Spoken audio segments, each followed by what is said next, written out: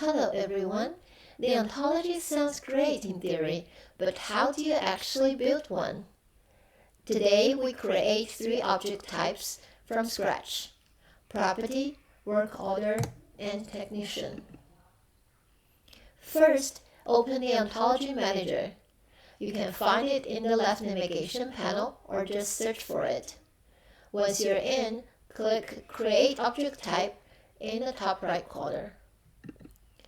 Let's start with the property object type, our rental properties.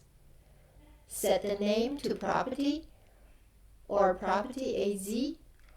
Write a short description saying these are rental properties in Phoenix.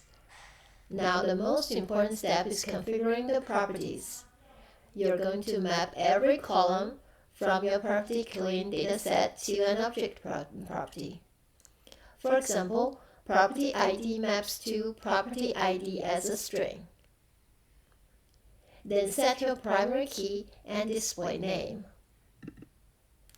While you're saving to the branch, you may encounter an error saying API name on ontology entities are not unique. Then you can go back and fix that issue and save again. Once you're done with your property, you can do the same by replicating the same process for the technician and work order object type.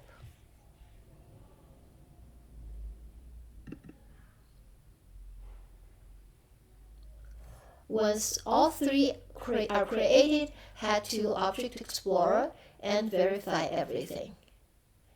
To recap, we created property, work order, and technician object types, configured primary keys and display names, enabled search, and verified everything in the Object Explorer.